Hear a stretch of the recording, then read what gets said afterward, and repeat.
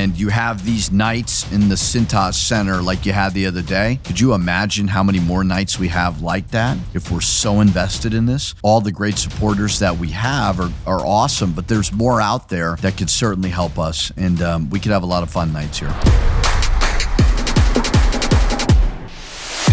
This is the Pitino Show, hosted by Richard Pitino and Paul Fritschner, presented by Deer Park Roofing. Welcome into another episode of the Pitino Show presented by Deer Park Roofing. I'm Paul Fritschner, alongside the head coach of the Xavier Musketeers, Richard Pitino. And today we're going to be going through a non-conference recap. This episode is going to air just before Big East play starts, so we'll talk about what the Musketeers look like going into conference play. As always, make sure you subscribe on YouTube. You subscribe wherever you're listening. You like the show? Leave a rating, a review, helps us out here. Coach, great to see you. Great to catch up. We're recording this today, the Monday after Xavier's win over Cincinnati in the Crosstown Shootout. This will air next Monday, but we're getting some more instant feedback from you, some reaction from Friday night. And I guess I'll just ask you this because it's been a little bit since we've recorded. How are you? How are things going? Great. Yeah, I mean, you win the Crosstown Shootout. Life is good. I love the progress more than anything. You know, you try very hard as a coach, and it's very anti what fans and media want to hear, but you just try to make no day bigger than the other one. But certainly Friday night in the Cintas was special. It was a great moment, you know. I mean, and I'm proud of the guys to experience that. You know, you have so many new players, nobody who's played in the game before.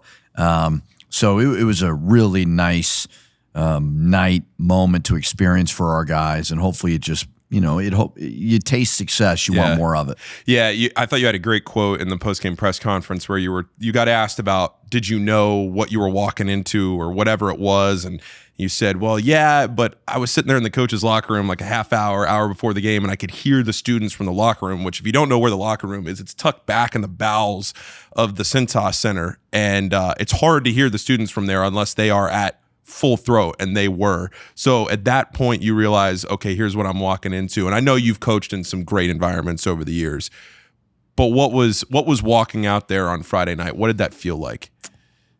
Well, I think it felt like what we could make this place. You know what I mean? And that's not to knock the Crosstown Shootout. We got a lot of big games in this building moving forward. And could you only imagine if we had that environment every game, how special that would be? And I know the Crosstown Shootout is always a little bit amplified because, you know, you got bragging rights and all those things. But I just thought, man, like if we could get this thing really up and running, because everybody talks about NIL, and that is what it is, and we've got to improve there. But we've got what money can't buy. It bought it before, but we've got an on-campus arena that many people would kill for. It's the perfect size. It's a great game day experience. And we've got this tradition in this fan base that's just great. So for me, it was like, man, could you imagine if we did this for all the Big East games? Yeah. How good it would be. So the energy was great, and it was a lot of fun. Yeah, so going through the game, get off to a pretty good start. You go through the first half. Cincinnati, Xavier hanging around. It's tied at halftime. Come out, have a nice run. I believe it was a 13-0 run, something like that. Get out to a 13-point lead in the second half. Cincinnati comes back. Eventually, they take the lead. We'll start there. What was the message to the group in a timeout where you're up by a lot, Cincinnati comes back, takes the lead, but you stay poised and you still go on to win the game?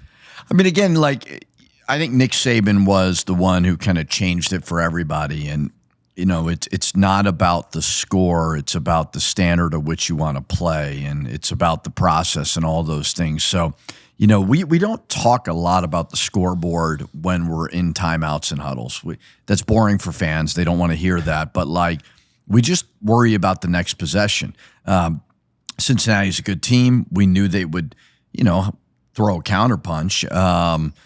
You know, the thing that we were really talking about was rebounding the basketball. They are bigger, longer, more athletic than we are. That's very obvious. I mean, God love our guys, but they're not at the level of athleticism that those guys are.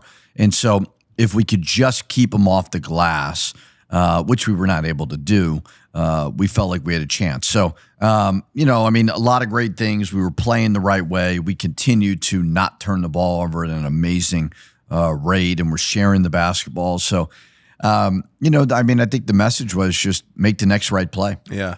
I mean, to only have 4 turnovers in a game like that, after I had talked a lot about only having 5 turnovers in a game, I believe it was the Texas A&M Corpus Christi game, only 5 turnovers, which I don't care who the opponent is, at what level they are in Division I college basketball, to only have 5 turnovers in a game is pretty incredible. And to have 4 in a game with those stakes and to be able to share the ball the way you have, has there been something in practice? What is it about this group that they take care of the ball so well, but also can share it so well? This is not a knock on any one guy, but when you're playing skilled guys, that's the answer. I mean, Jovan, Trey, Phillip, Malik, all like they don't turn the ball over. And then the guys coming off the bench really play the right way. So it's more about the guys being fundamentally sound. I mean, we do a lot of elementary things at the beginning of practice: jump stops, kickouts, playing off of 2 feet. You saw Trey just be absolutely surgical, playing off the Barclays, playing off of 2 feet. A little bit of kind of like Villanova used to do. I mean, because we just don't have the athleticism to go up there and jump off of 2 and finish through contact. But we've got guys that are super skilled and can make the right play. And somebody that I think has stuck out with that is Malik Messina-Moore. He's not scoring at the rate he did in the first couple of games of the season, but if you really watch how he plays in his possessions, the way he's passing, kind of being able to find the right spot, to me, he's doing all the little things, and maybe the scoring will come, but he's still a steady presence on the floor. Yeah, very much so. I mean, we all know he could shoot the ball better than he's done, and he'll break out of that. But I love the assists. I love the rebounding. The defense is getting better. So I'm happy with the way he's playing, and I'm not worried about the shooting percentage at all. Trey Carroll goes for 30, and just the way you could tell down the stretch, get the ball to him, he was going to try and make a play, and he did. And some of those were tough. I mean, they look like little, easy, they're 5-6 foot shots, but trying to push that ball over from those angles were tough. Did you tell him at some point, hey, just keep going to work, or was that he incumbent upon him that he knew? Well, we have a kind of an offensive package that we run, what we call Barkley action, where so we called a decent amount of it, but also the guys kind of figured it out too. Yeah. I mean, it was like throughout that. That's kind of like what NBA basketball is like figure it out throughout the course of the game. And so we kept either ball screening him or back cutting and getting him into Barclays. And, we had to move around our 5-man a little bit because they have a shot blocker. So, Jovan's normally like opposite dunker, but we're like, go up top. And, we got a kick out 3. And, but he was also making some really good shots as well. But he can do that. I mean, we kind of put that in a couple weeks ago, and it's been good for us. Yeah. When you and I sat here before the season and we talked about what this season could be as compared to now what it is, and you've seen how some of these players have developed, what's been maybe the most surprising thing to you over the last few weeks from this group? I mean, certainly the Santa Clara game, the response. Now, I think people have to realize Santa Clara is a good team, and they've got older guys, veterans, guys. So I'm not surprised we lost the game. I just hated the way that we played in the game. But the response has been the most encouraging thing, and I think the reason why we've responded that way is we have high character guys. We lose to Santa Clara, really, really disappointing. I mean, you start with a bit, a good crowd, and then you leave and it's empty. And I don't blame the fans, but that's humbling because you don't come to a place like Xavier to finish a game in front of 100 fans. And our guys responded. They put in the work. I thought the Charleston tournament was kind of a pivotal tournament for us. Coming back versus Georgia, having some great practices, a great shoot around versus West Virginia, and then playing very, very well. It's all been great, and the ability to not turn the ball over is as good of a, it's early, but any team I've been around. Yeah, I was going to ask you, was there something that happened? What was that week of practice like in between Santa Clara and Iowa? Because you lose to Iowa by 19, but it felt like a different 19 than what Santa Clara felt like. Well, I mean, honestly, the decision, and again, I don't want to knock Anthony and Pop, but to go away from them solely as your 5 spot and to sprinkle in Jovan, Moore, even Trey at the 5, we're putting teams in a bind. Now we're not rebounding as well. Pop came in, blocked 2 shots. Like Jovan's not going to block a shot. But I think it gives us our best chance. And to Anthony and Pop's credit, like they've embraced it. They've embraced their role off the bench. And Jovan and Trey have certainly flourished in kind of a more open system. Yeah, and then you go to Charleston, like you said, you have a pretty good week at Charleston. You go 1-1 there, but you're right on the doorstep against a good Georgia team who has since continued to go on and have a really nice season up till this point. To hold Georgia to what you did in the second half, you go to a zone, and again, you're mixing up starting lineups, you're mixing up a zone, all these adjustments that everybody's been talking about over the last few weeks out of the coaching staff. Was there something that you guys felt like we're just going to try everything and see what sticks, or how did you approach that? No, we take our job a little more seriously than that, Paul. No, we had worked on. We felt like we needed a zone of some sort. We had a 2-3, we had a 1-3-1, and we just felt Georgia's athleticism would really hurt us. Yeah, and they were just driving us, and we had no rim protection, and just. We went to our zone, and it just got them standing around. I don't necessarily think the zone was all that great, but they were taken out of everything that they do. But then conversely, you play, one possession zone versus UC, and they bang home a wide open 3 on you on the wing. So we're going to continue to work on it. I mean, I just in the most complimentary way possible. Like, I don't know if we have a lot of individual talented defensive players. Yeah. I think Isaiah Walker is. Roddy has his moments, but we're just not quick twitch necessarily at those spots. I mean, they all give great effort, so I do think we got to continue to look at a little zone as a curveball. To go back to some individual players, going back to the Crosstown Shootout from the other night, Pop Njai comes in the first half, and I thought gave you some of the most important minutes of the game in that stretch when you needed him. Jovan was in foul trouble. Pop Njai comes in, has a block, 3 rebounds, 3 points, and maybe an assist in 3 minutes. Comes out. He did his job. Yeah. How big were those minutes for Pop Njai? Yeah, really important. I mean, we've obviously tinkered with Anthony or Pop at that backup spot. Anthony's certainly more physical than Pop. Pop is more quick twitch, where he can go block a shot, get a tip dunk or a tip offensive rebound. Ant's still working on kind of getting a little quicker to the ball, but he's really physical as well, and he gets fouled a lot. So again, credit to like Pop to not pout, be ready to go, show great emotion, and came in there and did great things. So I think both guys are really developing at a good rate. You had your family here against Cincinnati. Siblings were in town for a great environment. What was some of their feedback?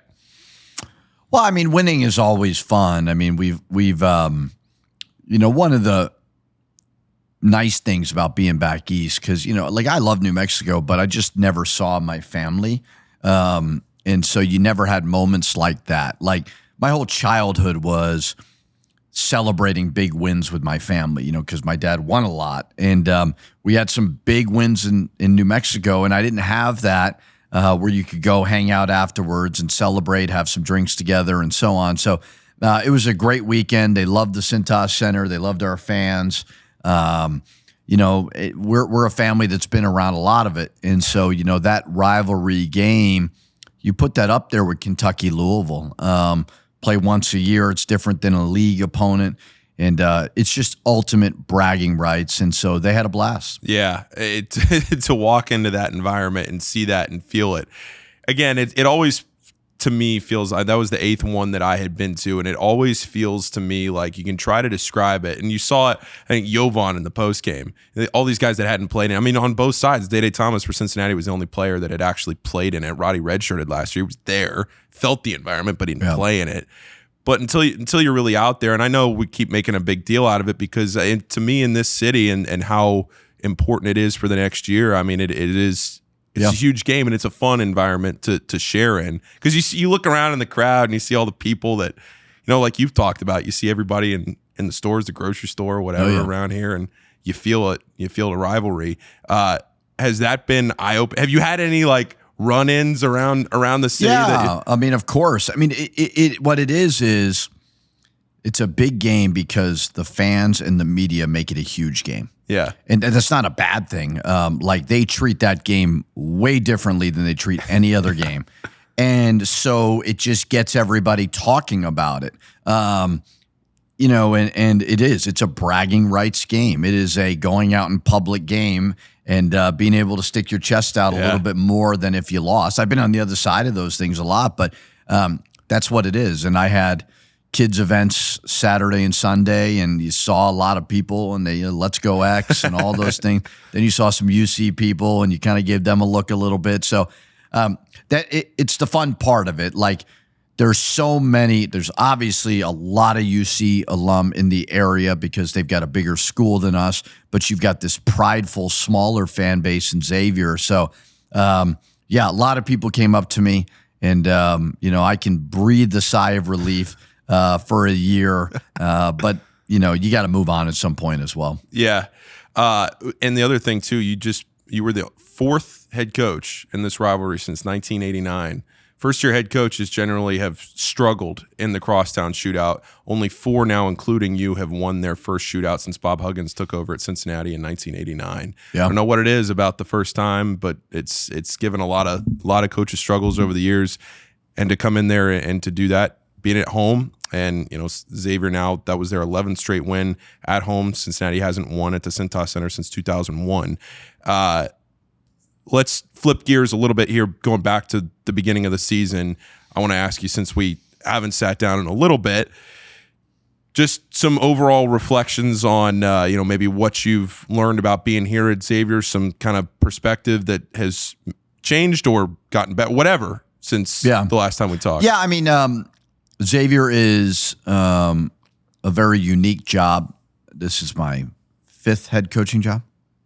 FIU, Minnesota, fourth head coaching job. They're all different. You know, FIU was nobody cared. You're in this major city. They didn't have a lot of tradition or anything like that. You go to Minnesota, and you know it's a tough job in the Big Ten, which is this great, you know, kind of big school, collegiate conference, football, all these sports.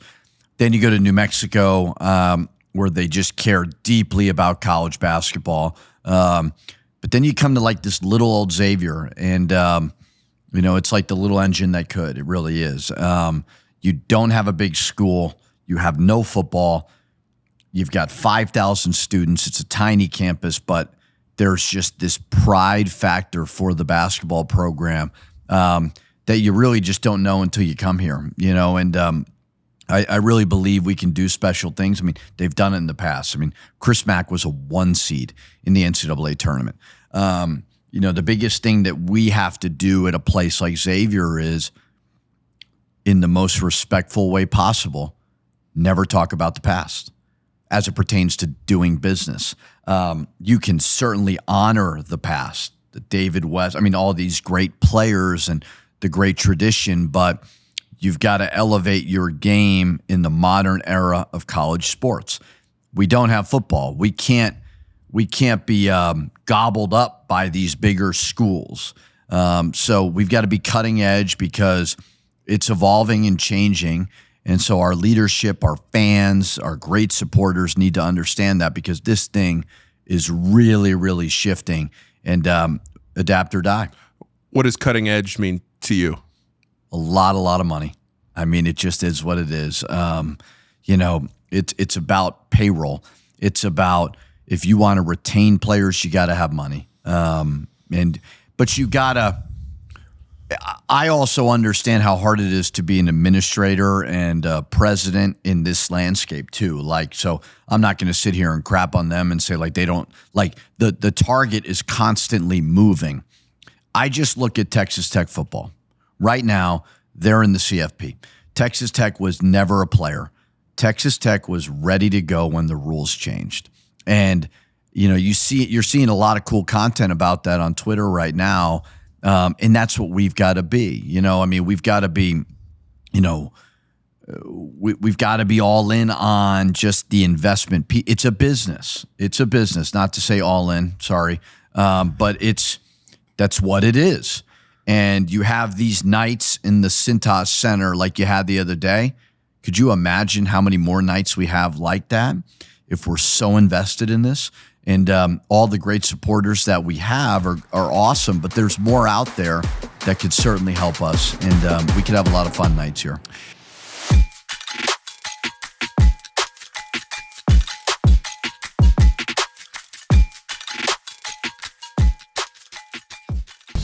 Deer Park Roofing has been providing elite service for homes and businesses since 1996 and leads the industry in professionalism, quality, and responsiveness.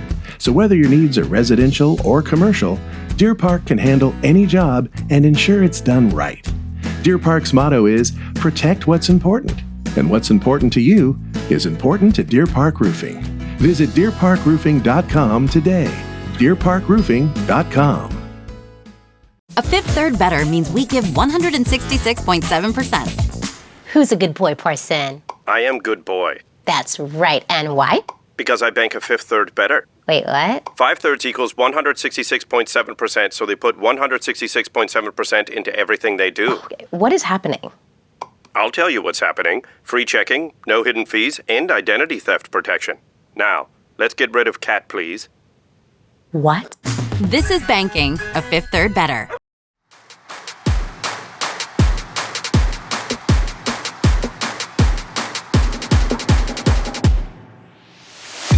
The support and the growth of this program over the last few years, I know there are obviously a lot of people out there hesitant about the NIL and yeah, is that something I want to commit to? And the way that I have phrased it to people, and maybe you can correct me if this is the wrong way to think about it, but the way that I have thought about it for the people that are skeptical about an NIL is if you can separate yourself from paying players, because everybody wants to do it the old way, right? Let's go back to the old way and the amateurism and all that. If you can separate yourself from that and look at it as an investment into the program, an investment into winning and bettering the school, to me, that's the way you have to think about it. Definitely. Maybe you can separate that aspect of I it. think at the end of the day, you're right. I mean, like, do we all love just handing players money? Like, of course not. But I tell the players all the time, like, don't apologize for it. But what Xavier fans and fans everywhere need to understand is this is the cost of doing business.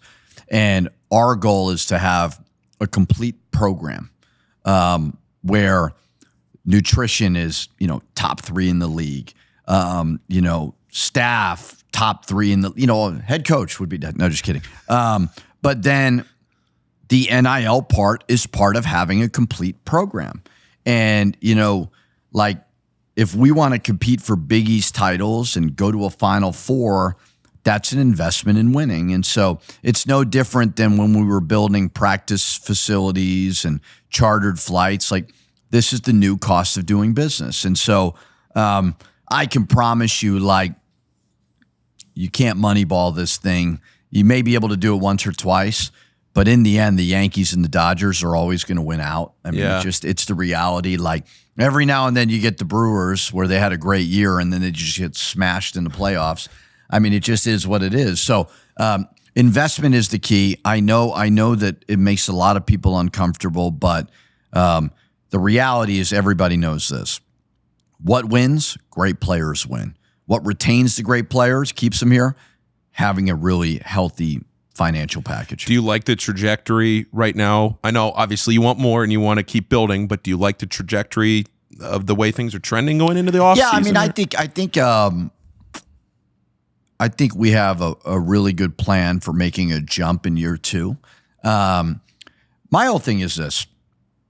I feel like Xavier should be in position to win the Big East. And we're not in the top 3 in spending. I know it's hard. I know our people are really working hard to kind of, when I got the job, legitimately the House settlement got passed and everybody just broke the bank to try to skirt the rules. So I understand why we kind of missed the mark there, but I think we're in a much better position moving forward to get there. But yeah, I mean, again, Xavier should be a premier job in the Big East. We've got the facilities, we've got the fan base, we've got a great school, we've got great supporters, administration, and so on. But that's one of the things that has to go into it. So we're all working really hard on it. I think we'll make a jump in those things in that area because, again, like I said, I mean, I was lucky. I cut down nets the last 2 years, and that's an addicting feeling. It is. Yeah. It absolutely is. From a facilities perspective here at Xavier, for people that maybe don't know or don't appreciate it, how do these facilities stack up around the country? Yeah, I mean, I would just say everybody wants an on-campus arena. We've got it. It's the perfect size. We've got a brand new practice gym, weight room, all amazing. So like we got everything in this building in the Cintas Center that everybody would want. Again, it's catching up with the modern day part of it. We've got this fan base. You know, our bad crowds are like 9,000 people. Like, that's amazing. We've got the built-in tradition of previous teams that have done so many amazing things. There's just so many supporters out there who love this that they just have to understand, like, you keep investing, we're going to keep getting great players and keep winning. But the built-in facility stuff, it's all great. Yeah. All right, let's talk. As we said, this episode's going to come out a couple days before Big East play starts. Have Creighton here at the Cintas Center. That should be a great environment. Georgetown on the road on Saturday. Then I think 10 days off, Christmas break. UConn comes back here on New Year's Eve. That's kind of become like a pseudo tradition here. UConn on New Year's Eve at the Cintas Center. But that's called the Big East taking care of UConn while the students aren't here. Just remember. I'm going to tell Danny Hurley I said that. But I'm sure we'll have some good students here. But, yeah, I mean, obviously, we're diving right into it. I mean, it's to have Creighton and UConn and Georgetown on the road, all of that before the new year even hits. I mean, it used to be the Big East would start right around New Year's. Like, I remember for years it was that New Year's game was your opening Big East game. Yeah. And now you go to the 20-game schedule. You have a couple mixed in before Christmas. Do you like the 20-game schedule, or would you rather go to 18? Because I know there's been we talk had a about big debate about that at the league meetings. Yeah, everybody wants more teams in the NCAA tournament, and we're talking about scheduling, and we're talking about 20 versus 18. And I just humbly raised my hand and said, you know, give every team $10 million for rev share NIL. I promise you, DePaul will jump. I promise you Seton Hall will jump, Butler, Xavier, whoever. Like, that's the issue, is it's not scheduling, it's investment. So the argument of a UConn who's really, really invested is like 20 games hurts us. So you need all of your teams to have high nets, right? What kills a league is the bottom three or 150 in the net, and they're always tough games, and then you lose on the road, and I think like UConn lost at Seton Hall, or maybe it was at home, I don't even remember, but it was a bad net game, and it really hurt UConn. So investing into all of these programs would make a 20-game schedule really, really good. The problem with 18 is if the league isn't very strong, and all of a sudden, because all league games are hard, and then all of a sudden you lose it and it kills you. The other thing I've always really, really wished we would change is starting basketball in the second semester. I think that would really be great, because there is this lull where you've got people only care about college football. Then you're playing league games on your campus like a New Year's Eve game where there's no students around, and all of a sudden it's just not as good. Get football over with. Start after January and just captivate the whole kind of country with college basketball. I think it would be great. So long answer there, but start the whole season January 1st, or start just league play January 1st? Start the whole season January 1st. Don't deal with football. The whole world is consumed with football. ESPN is obsessed with it. College basketball's problem, I think Danny Hurley tweeted it out, I really agree with him, is like TV doesn't value us enough. And maybe there's numbers to support that. Highly possible. But you looked at like our game on TNT. TNT lost the NBA. The quality of that production was phenomenal. So they won't do it because you got March Madness is the moneymaker, and it goes right into the Masters. Like, CBS is not parting with that. But I think college basketball would be significantly better if it started after January because the crowds would be better, the students and all those things. But I don't think they'll ever change it. But again, I like 20 games if the league is fully invested in all. Yeah, I think it's good. I do the rebound rundown every day, and it's funny talking about November basketball, December basketball, and January into the end of the season because it feels very segmented. You have November where it's great. You have Feast Week, you have all these MTEs and everything. And then you get into December where there's finals week and teams are only playing 4 or 5 games. And it feels like you have this great start. You've built all this momentum out of Thanksgiving and everybody's sitting on the couch, eating food, watching basketball. And then nothing happens in December outside of some rivalry. This is a big rivalry weekend this past weekend, but now you get all these teams taking a week off for finals week. Then you have Christmas 10 days off, and it's just a weird segmented season. Start in January. So would you make it May Madness? They won't do it, so it'll never happen. Yeah. But college basketball would be so much better because of what you said. Yeah. There is this lull in December where it's like everybody gets disinterested. It becomes all about CFP and all those things. Let them all be done and then start our season in January. I guarantee you ratings would be up and the crowds would be better. The basketball would be great. So everybody's argued about the NBA, the same deal. You should start it on Christmas. NBA Christmas, Thanksgiving was football. Christmas was the NBA. Now NFL's gone to Christmas too, but Christmas was always the NBA's holiday. Just start the NBA on Christmas. Same idea? Same type thing. of deal. I mean, the NBA is different. I mean, what frustrates me about the NBA versus NFL and college football, I feel like the NFL and college football work together. The NBA tries to hurt us. They don't try to help us. They legitimately created the G League to try to hurt college basketball. They don't look at us like a partner. And so we're kind of fighting them a little bit, you know. But at the end of the day, like TV, we've got to get TV to value college basketball. College basketball has never been better. Now, it's never been worse to be a coach. Not that I'm complaining, but like to build a program is next to impossible. But if you're a fan, the basketball has been amazing. The talent on some of these teams, that the kids that decided not to go to the NBA or go to the G League even, I mean, there are some really good players. The coaches are committed to playing faster. Yeah. You know, they're not controlling it as much. So the games have been amazing. And it's just volatile, but they've been very, very entertaining.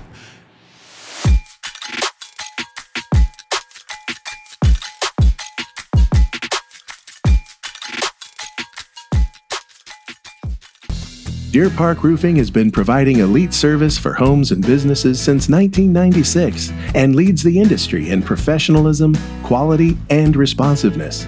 So whether your needs are residential or commercial, Deer Park can handle any job and ensure it's done right. Deer Park's motto is, protect what's important. And what's important to you is important to Deer Park Roofing. Visit deerparkroofing.com today. deerparkroofing.com. A Fifth Third Better means we give 166.7%. Who's a good boy, Parson? I am good boy. That's right. And why?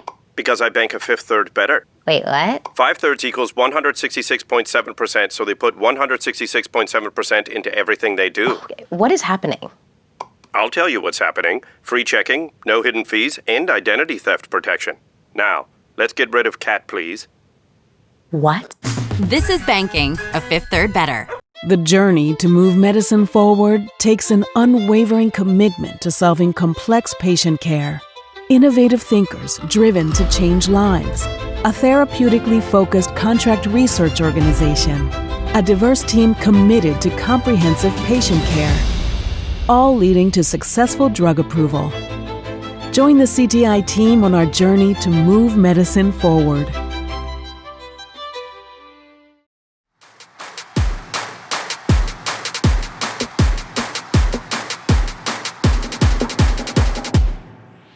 The Big East going in the Big East.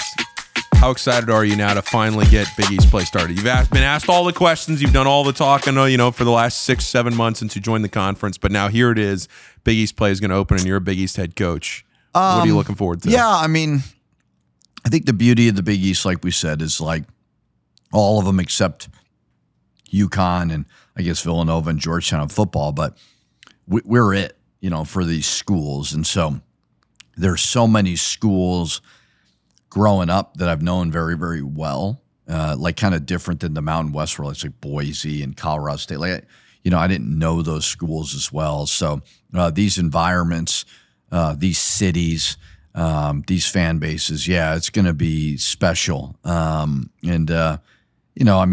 I always told myself at New Mexico, if a good Big East job opened up, I'd be interested. And so I'm excited.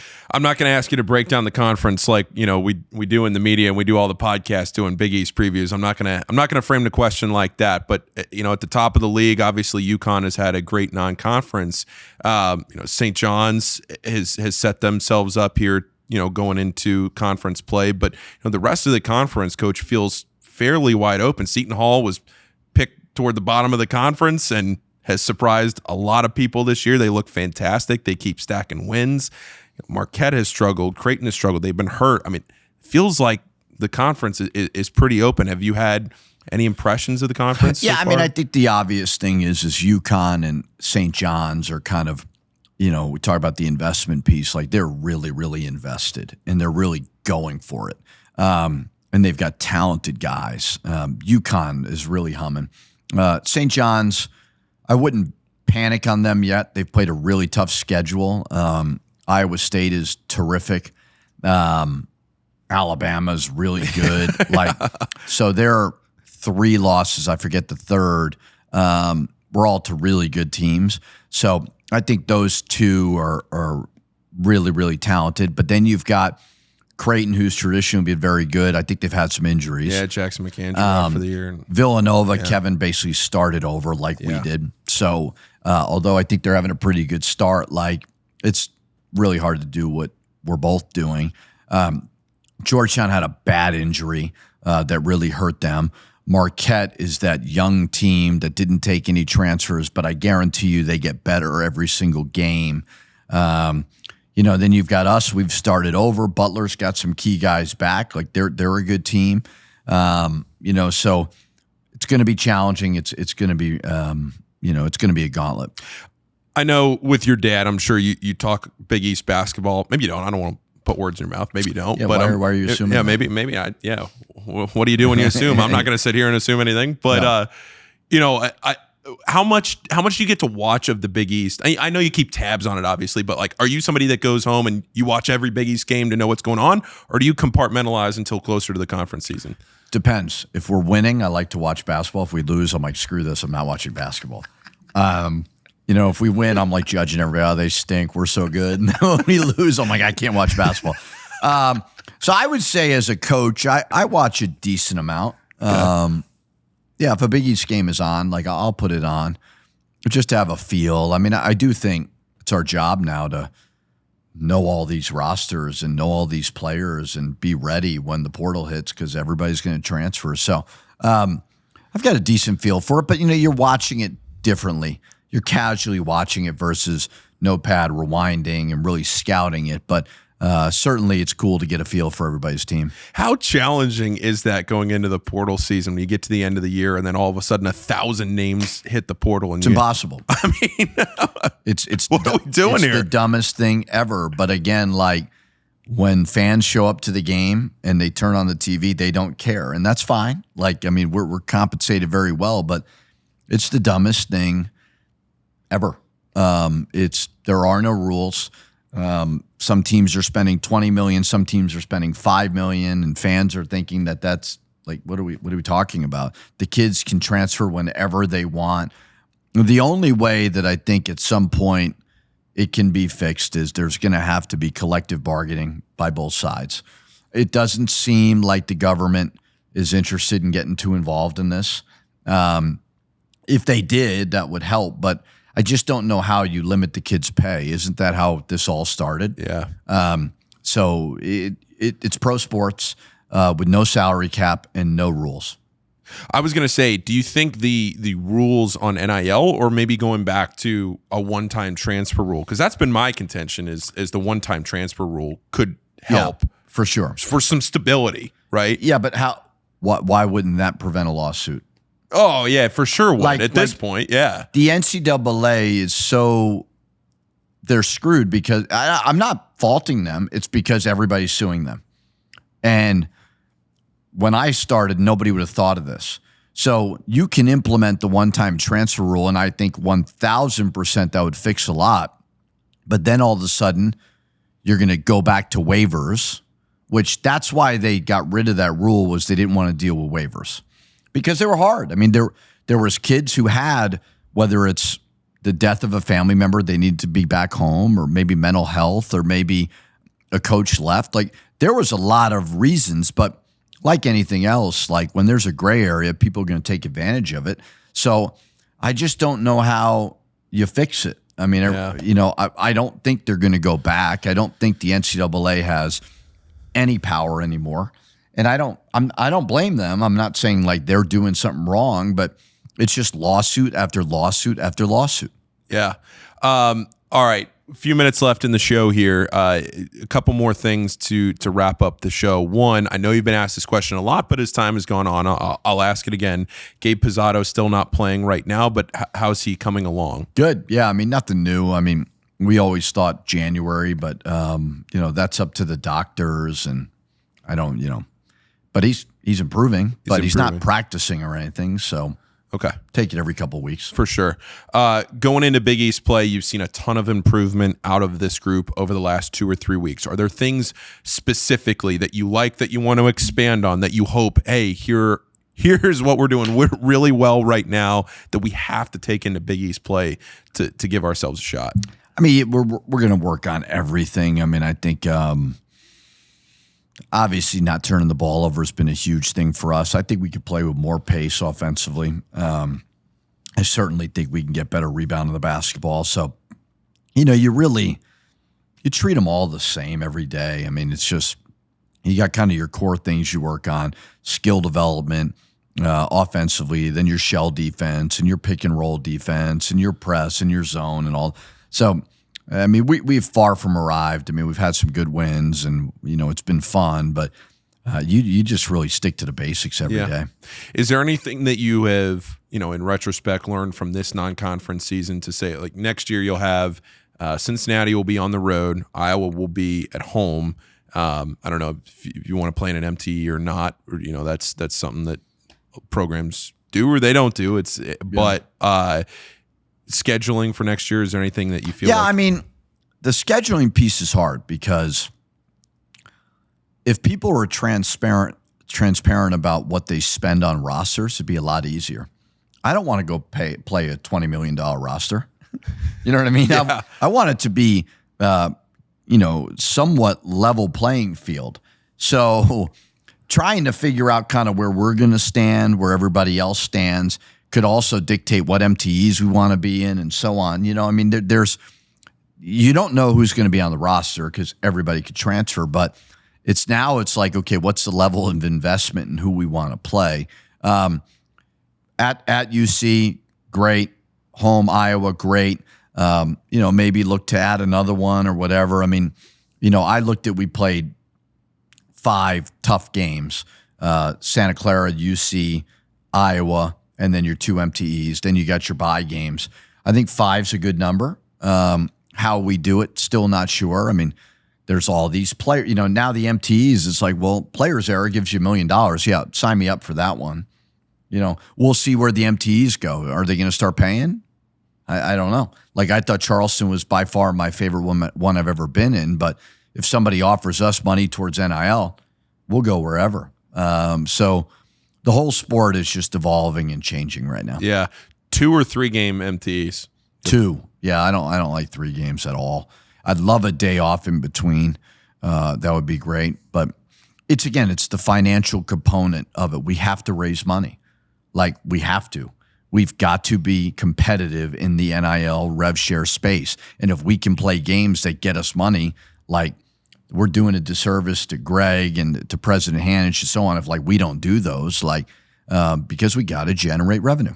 There was so much discourse on Twitter. I know you're pretty active on social media. I'm sure you saw it. all week long of Feast Week of the Players Era versus the history of Maui and the Battle for Atlantis, which doesn't have as much history as Maui, but Battle for Atlantis the last 15 years has been a pretty prominent tournament. I don't know. Any thoughts on those events? Look at college football right now. Notre Dame just declined a major bowl game. You would have never thought that would ever happen in a million years. Fans have to stop bringing up the past. Not the fans, let's put it. Maui, you want to be a big-time tournament? Pay the teams. You want to capture that market back? Pay. Because that's what the Players Era is doing. So these events that are, okay, what are you giving the teams? Because every team in the Players Era got $1 million. How do I sign up for that? Yeah. I reached out to the event guy and I said, "We're in. Let us know." He responded, but he didn't tell us, invite us yet. But that's the biggest thing. It's like Maui will die if they don't pay. It is what it is. So this is a business. You have to generate revenue, and the teams with the most money are winning. Yeah, you got to figure it out. Have you been to Maui? Have you done that tournament? Yeah. What's the 3-day? Because everybody, I think, talks about going out to Maui, the travel, the 3 games in 3 days, and then coming back. There's like a hangover effect for a couple of weeks. What's that like? No, it's hard. The beauty of Maui, because this isn't to crap on ESPN. For whatever reason, ESPN is not all in on college basketball. They still are all in on the Maui Classic. Jay Billis, Dan Shulman. 10 years ago, those were the guys. They're not all in anymore. For whatever the reason is, they're going in on football and so on. So when you turn on the Maui Classic and you see Jay Billis and Dan Shulman, you're like, it's nostalgic a little bit. I don't like the tournament at all. I hate it. I'll go on vacation in the summer. The travel stinks. The time change is impossible. You're playing 3 games in 3 days. No, thank you. I would do something else. Now, I played in it at Minnesota. It was a lot of fun, but I remember playing a game. It was 9 a.m. Yeah. So the environment in the high school gym is amazing, but its travel is really, really hard. And then the 3 games in 3 days is very hard as well. Yeah. Last thing here before we wrap up the show, to your point about production, Fox has obviously been a great partner for the Big East since day one when the conference realigned back in 2013, 2014.